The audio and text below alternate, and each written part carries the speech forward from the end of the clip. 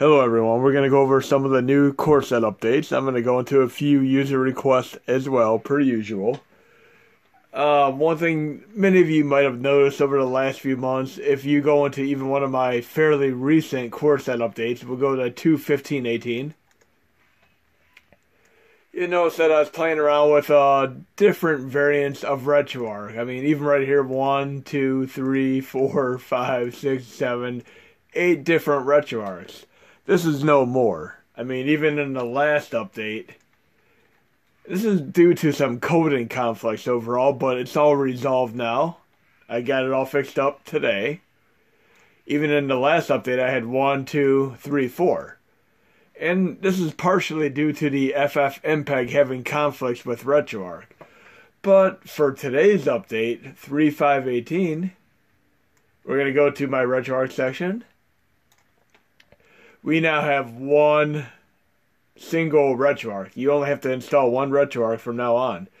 And in addition to that, if you'd like to have video support after you install this RetroArch, you can install FFmpeg. And if you want to have the Xtreme performance upgrade, you can install that on top of that. So these are all stackable, and I'll show you how this is done throughout the video. Right now I'm having my system powered on. And I'm going to go to Modules, Uninstall, and see exactly what I have installed right now. I have only RetroArch 171 from 3.5 installed. Another thing people were asking me about is they were having issues running Donkey Kong and Donkey Kong Jr., Q*bert, etc. in the samples. One thing I can tell you right now, and I tested this out just a few minutes ago. I'm going into my user mods folder.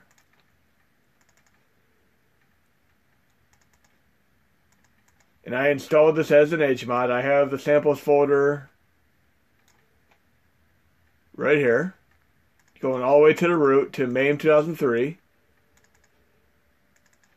These are all from the old sample set, but what I did is I took the final burn alpha 2016 samples for Donkey Kong, Donkey Kong Jr., and Q*bert, the ones that people are having trouble with, and I replaced them. I let them overwrite the original older ones, and these are working perfectly. So even though it is MAME 2003, you're going to be able to use the Final Burn Alpha 2016 newer samples now. So that's a good thing to know right there. So we're going to power on, and you're going to see this in action.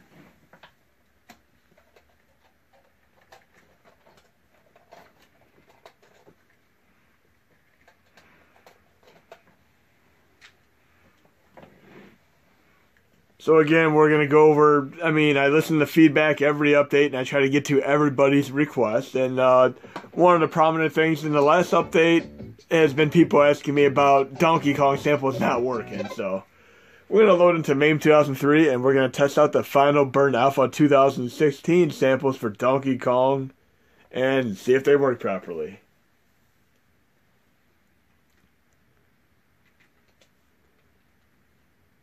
Low content. I'm doing the dummy folder, of course.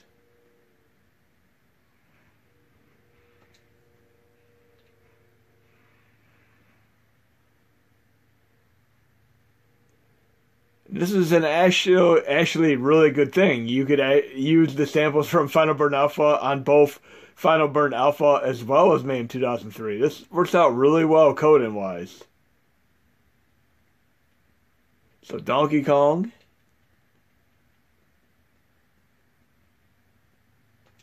We're going to load it with MAME 2003 using the new samples.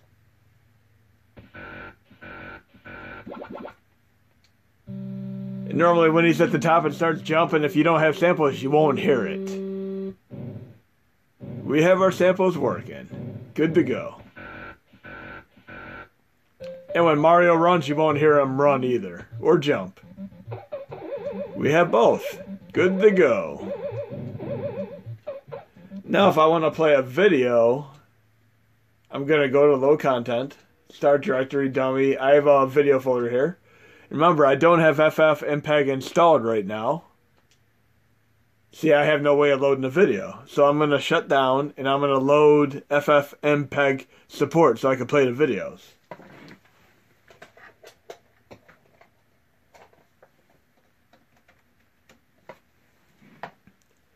So we're back onto the computer.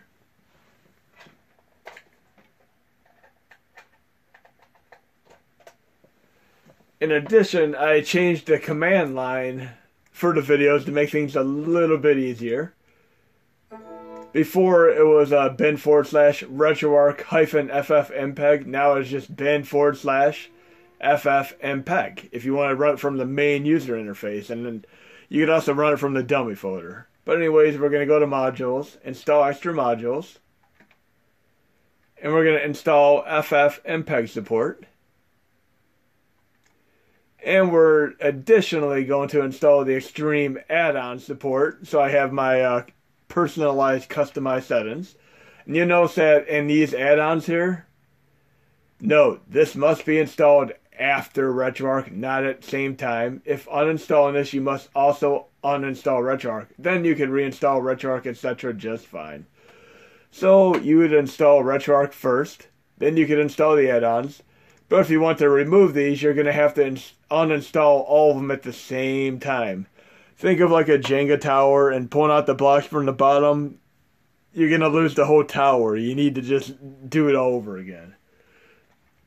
And additionally, I also updated the CRT hack again, so now it's going to work with this RetroArch as is. I mean, everything's good to go. So we're going to install the ffmpeg and the Xtreme add-on.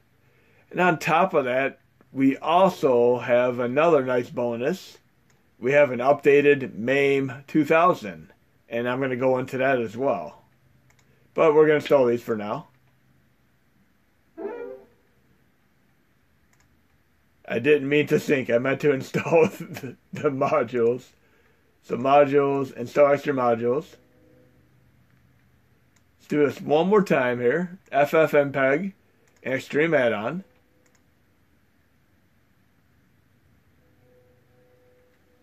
Again, you'd install RetroArch by itself, then you could install the add-ons afterwards. And these work with the RetroArch in my set. They will not work properly with other RetroArchs, unfortunately. This is how it's geared for right now.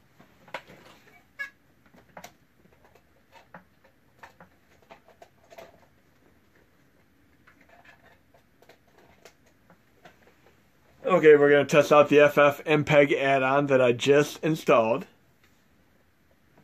We can load it two different ways. We have a commercial that I put here in the main GUI using the bin / ffmpeg.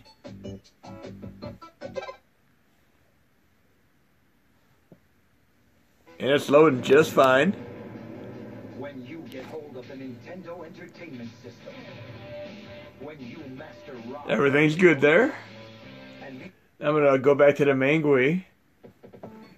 And briefly, some people are complaining about not being able to save RetroArch settings. I'm going to go into another thing you can do with that since we're here. Adjust my camera, sorry. And when I switch back to the computer, I'll show you this. People have asked me about this a few times, but you can install RetroArch as an icon on your main user interface and run it right like this.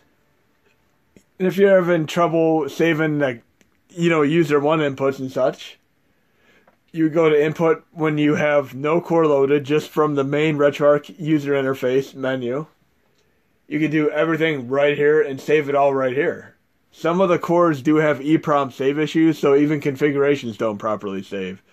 But if you just want to save overall RetroArch settings, you can do it right from the main user interface using RetroArch as an icon. And when I switch back to the computer, I will show you how to install this as an icon. That'll be the last thing I do in this video. But I'm going to do my dummy folder method here, which I just did before I installed the ffmpeg add-on. Low content, start directory, dummy, commercial, videos folder. And it automatically plays the video. For the first time ever, Captain N. It's Captain N, the Game Master. So we're good on that. Then I'm going to switch back to the computer one more time and show you how to install RetroArch as an icon.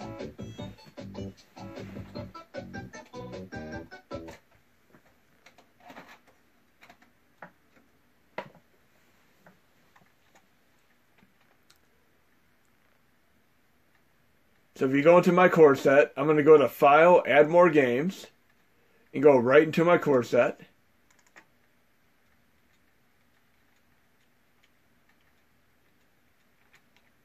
Three, 5, 18. Extras. Hashi 2. And you just have to install Clover app for SNES. Just like that.